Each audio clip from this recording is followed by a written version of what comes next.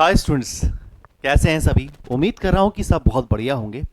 और मेरे पास हमेशा मैसेजेस आते रहते हैं। बच्चे हमसे पूछते रहते हैं कि सर क्या करूं, मेरे दिमाग में ही नहीं आ रहा कि मैं ऐसी कौन सी स्ट्रेटजी अपनाऊं जिससे कि मेरा सिलेक्शन हो जाए।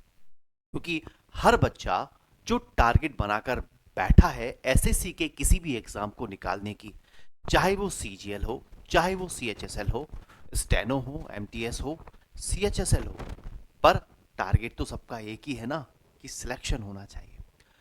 तो जब आप सिलेक्शन के लिए पढ़ाई करते हैं, वैसे तो पढ़ाई बहुत सारे बच्चे पूरे भारत में कर रहे हैं, पर क्या सभी का सिलेक्शन हो जाता है? नहीं।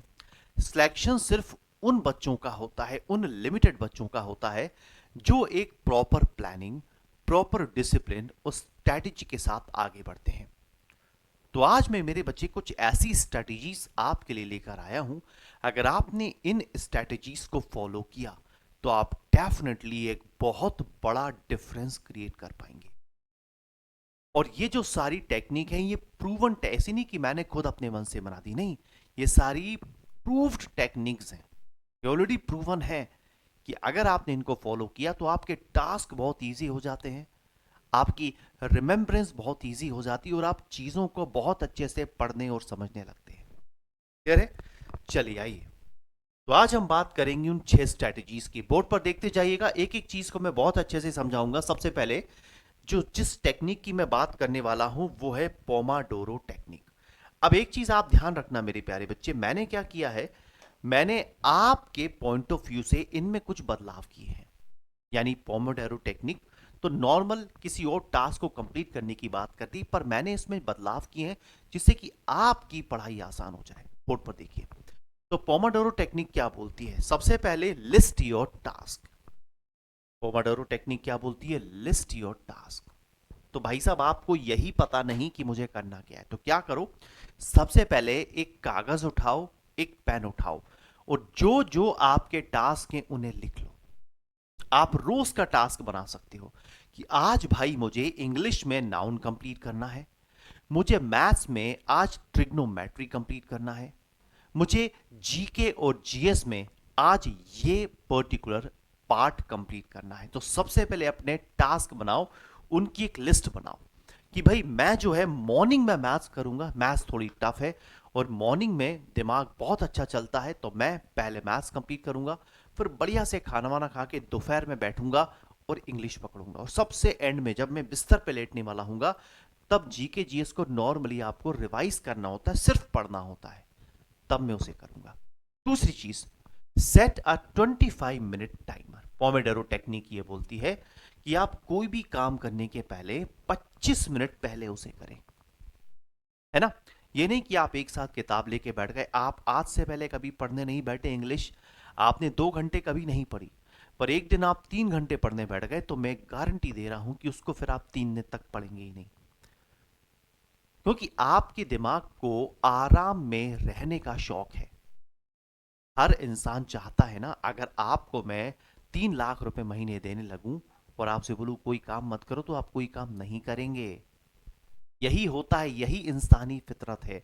हर लिविंग बीइंग आराम से रहना चाहता है, तो हमारा दिमाग भी आराम चाहता है। और अगर हम उसे 3 घंटे इंग्लिश पढ़ाएंगे ना, तो दिमाग पता है क्या करेगा, वो बोलेगा अरे यार 3 घंटे इंग्लिश पढ़ा दी, अब तो इस हफ्ते इंग्लिश नहीं पढ़ूंगा मैं, तू जो तेरे बस की हो तू कर ले, मैं तो नहीं पढ़ूंगा।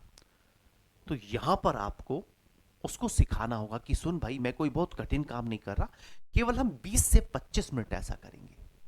तो आप क्या करो, 25 मिनट लगातार फुल फोकस के साथ पर्टिकुलर कोई चीज पढ़ो या करो। फिर क्या करो, फोकस एंड वर्क, उस पर फोकस करो। ये नहीं कि 25 मिनट का टाइमर आपने लगाया है, 25 मिनट के टाइमर में 15 मिनट तो आपने पढ़ा और 10 मिनट इंस्टाग्राम की रील्स को स्क्रॉल कर लिया, या फिर पढ़ते पढ़ते ध्यान बाहर चला गया, बाहर देख रहे अच्छा अंकल जी क्या कर रहे हैं, जेसीबी चला रहे हैं। ऐसा नहीं करना है।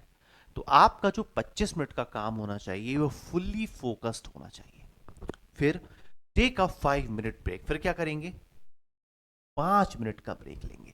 सिर्फ 5 मिनट का गए, बाहर गैलरी तक हुआ है, फोन पे किसी से 2-3 मिनट बात कर ली, थोड़ी सी स्क्रोलिंग कर ली, बाहर निकले टीवी पे कुछ हल्का सा 2-3 मिनट देख लिया, कोई न्यूज देख ली, तो अपने आप को थोड़ा सा बदल लो, ब्रेक ले लो, और इस चीज को आपको 4 बार रिपीट करना है, यानी 25 25 25 25।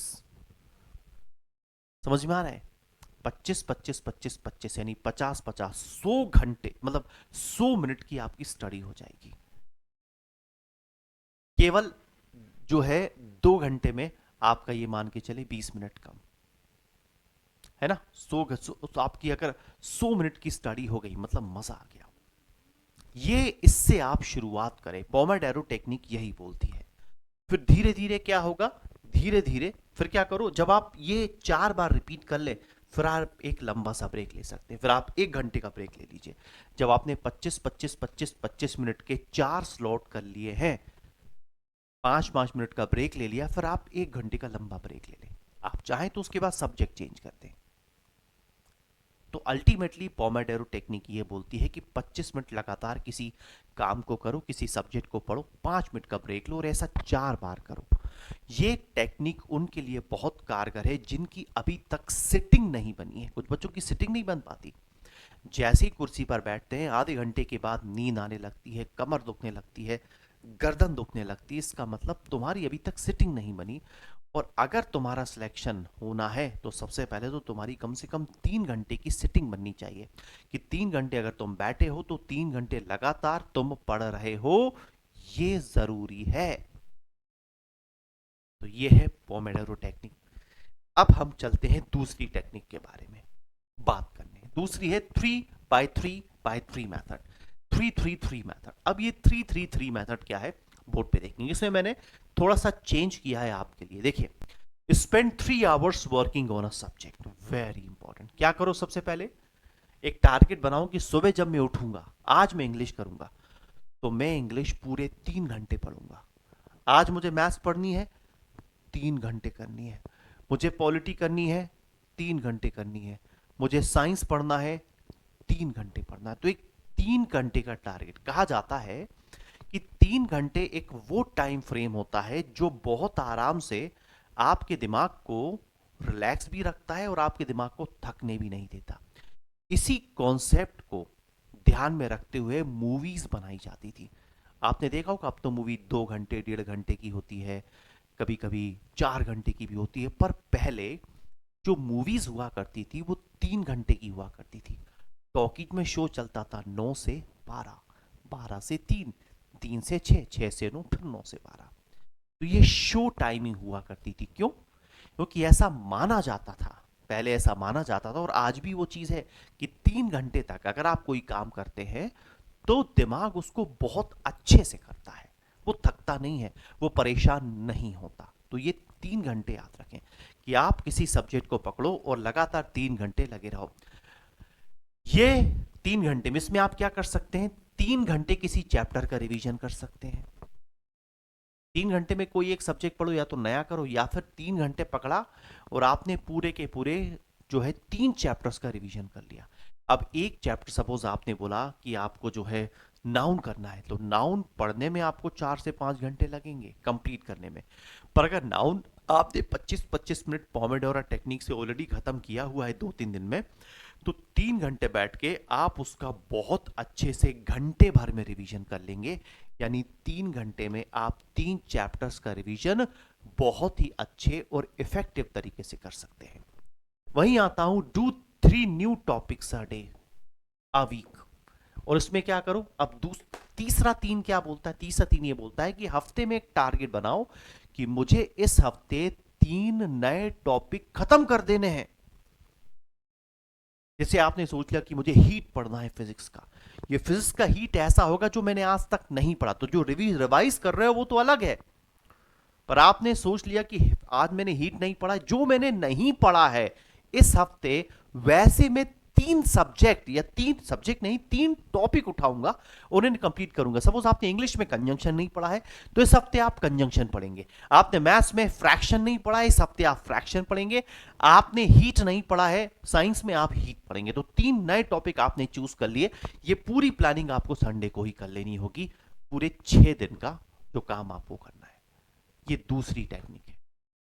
तीसरा देखिए, एक टेक्निक बोलते हैं एस एन ओवर, एक मैट्रिक्स है जिसे बोलते हैं एसिनोवर मैट्रिक्स। एक मैट्रिक्स है जिसे बोलते हैं एसिनोवर मैट्रिक्स। और ये मैट्रिक्स क्या बोलती हैं, ध्यान दो। देखो, आपके पास दो तरह के काम होते हैं, एक होता है अर्जेंट और एक होता है नॉट अर्जेंट। दो तरह का काम है, अर्जेंट और नॉट अर्जेंट। अगर इंपॉर्टेंट है वो तो कर लो, अगर वो उतना अर्जेंट नहीं है तो उसको शेड्यूल कर दो। ठीक है, आ रहा है समझ में? अगर नॉट इंपॉर्टेंट है तो क्या करो, उसे डेलीगेट करो या फिर उसे एलिमिनेट कर दो। यानी अगर आपको लगता है कि फॉर एग्जाम्पल मेरी जो है मैथ्स में एक पर्टिकुलर चैप्टर है जो मेरा बहुत वीक है सपोज, और आपको लगता है उस चैप्टर से सिर्फ एक या दो क्वेश्चन पूछे जाते हैं, और आपको लगता है कि यार मैं नहीं करना चाहता ये, तो छोड़ दो। क्योंकि बार बार वो आपके सामने आएगा, आप बार बार उसे देखोगे, हर बार आप कंफ्यूज होगे, आपको लगता है छोड़ दो, हटा दो उसको, उसको रिमूव कर दो, एलिमिनेट कर दो। कुछ काम ऐसे होते हैं जिन्हें आप डेलीगेट कर सकते हैं। डेलीगेट का मतलब किसी और पे जिम्मेदारी दे सकते हैं। छोटा भाई है, उसको बोल दो सुन यार मैं लेटा हुआ हूं, एक काम कर दे, ये जो जितना भी पॉइंट्स लिखे हैं ना, इनसे मुझसे क्वेश्चंस पूछ ले तू। ये डेलीगेट करना हुआ। ये 20 क्वेश्चन है, ये मैंने पूरा चैप्टर पढ़ा है और इस चैप्टर की ये 20 क्वेश्चंस हैं, फटाफट ये 20 क्वेश्चन मुझसे पूछ ले तू।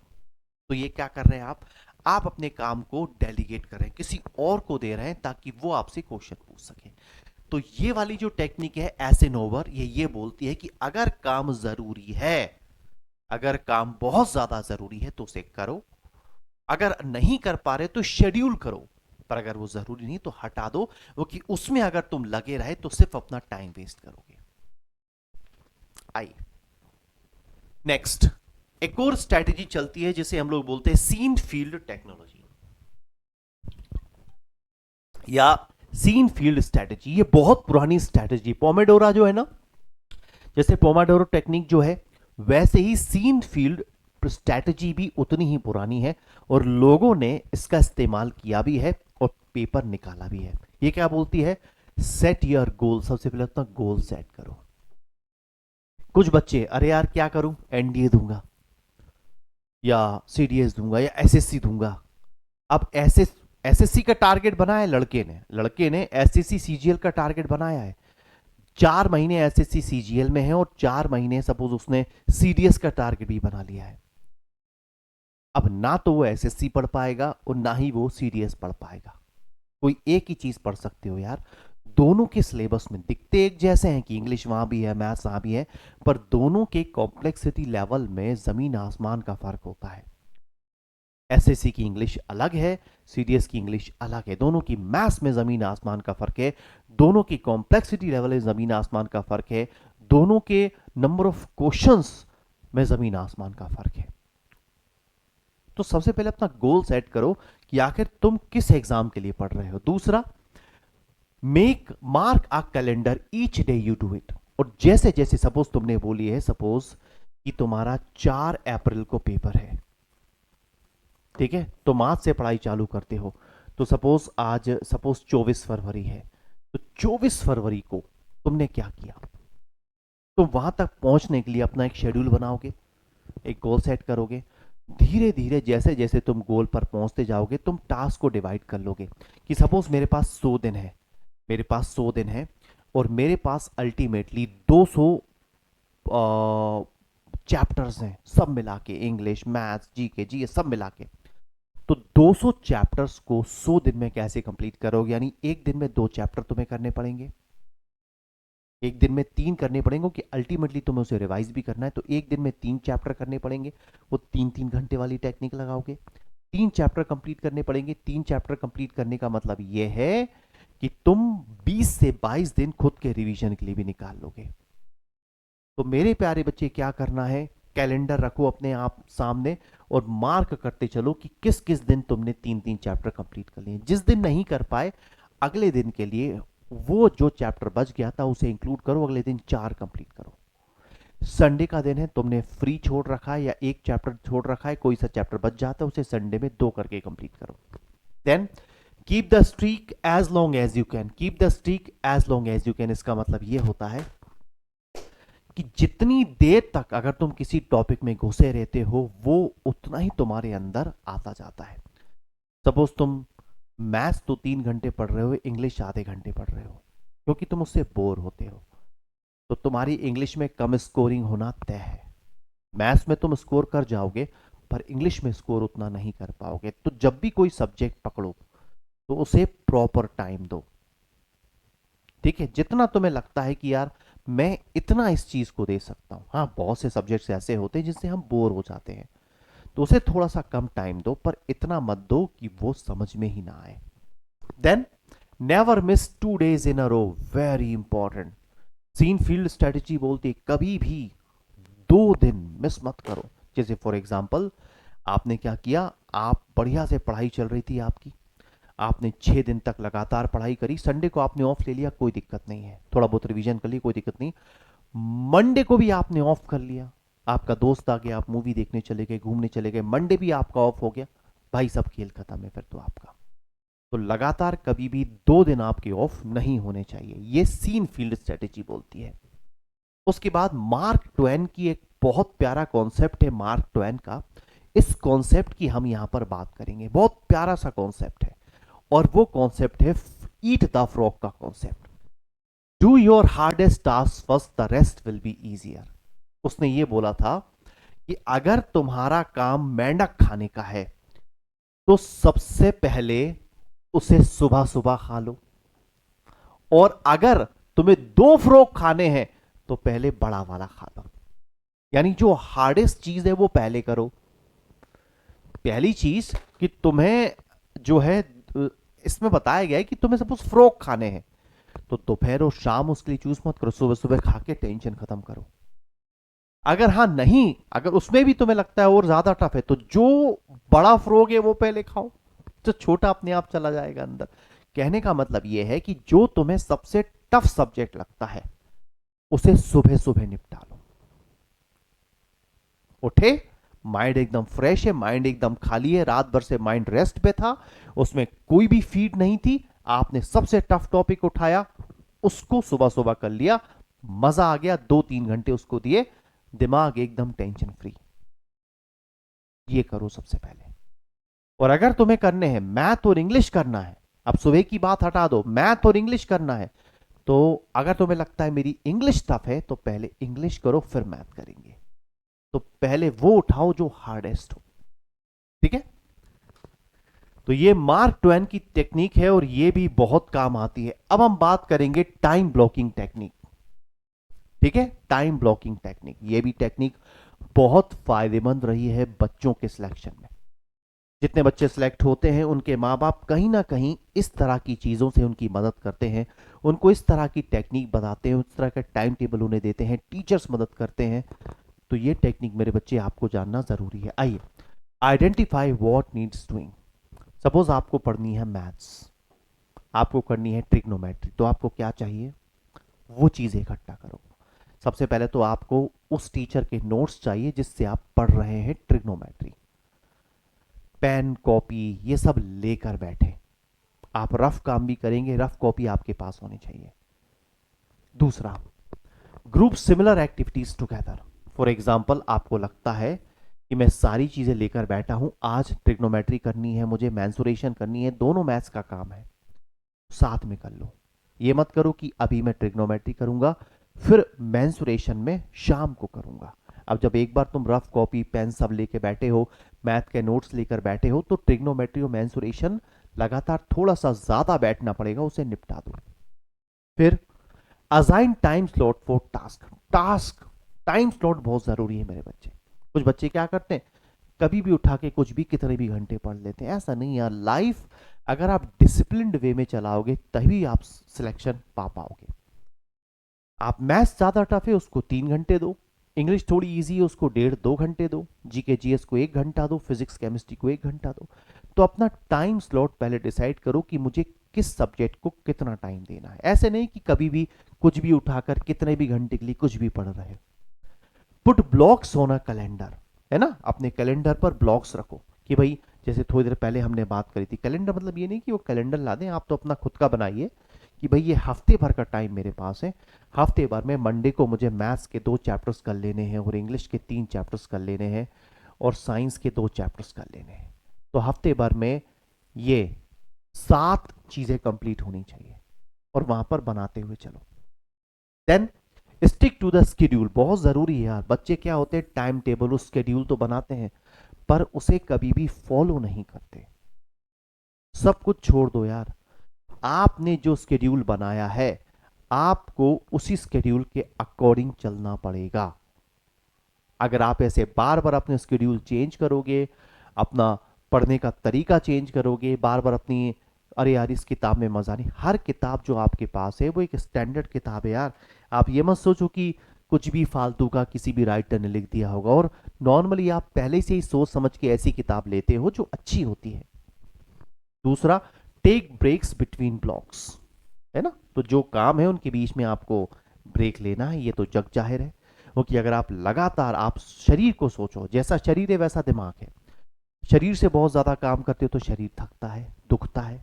तो ऐसे जब आप दिमाग से, पढ़ने का काम दिमाग का है, तो जब आप दिमाग से बहुत ज्यादा पढ़ते हो तो वो भी थकता है, इसलिए ब्रेक लेना जरूरी है। मेक चेंजेस इफ नीडेड, अगर जरूरी है तो। जैसे फॉर एग्जाम्पल, किस दिन आप जो है ट्रैवलिंग कर रहे हो, आपको कहीं जाना है, अब जाना है तो भाई मैथ तो कर नहीं सकते ट्रेन में बैठे बैठे, इंग्लिश कर नहीं सकते, पर हाँ करंट अफेयर पढ़ सकते हो। तो अपने साथ अपनी मैगजीन ले गए, बढ़िया करंट अफेयर पढ़ रहे हैं, वन लाइनर पढ़ रहे हैं, ऐसा कर सकते हो। तो जब जिस तरह की कभी कभी सिचुएशन बन जाए, उस सिचुएशन के अकॉर्डिंग आप खुद को बदल लो। तो ये कुछ ऐसी टेक्निक थी मेरे प्यारे बच्चे, जो मैं मानता हूं अगर आपने वाकई में फॉलो किया है, इस वीडियो को ज्यादा से ज्यादा बच्चों तक पहुंचाइए ताकि वो भी इन टेक्निक से फायदा उठा सके। कह रहे, और इन टेक्निक में से जो आपको ठीक लगती है, चाहे पोमोडोरो लगती है या सिनफीड लगती है, जो भी टेक्निक आपको लगती है, या बहुत से बच्चे तो इन सारी टेक्निक्स का मिक्सचर यूज करते हैं, तो जो भी आपको ठीक लगती है उसका इस्तेमाल करो, पर करो, पढ़ो और इस बार सिलेक्ट हो जाओ। इसी के साथ आपसे विदा चाहूंगा। जय हिंद।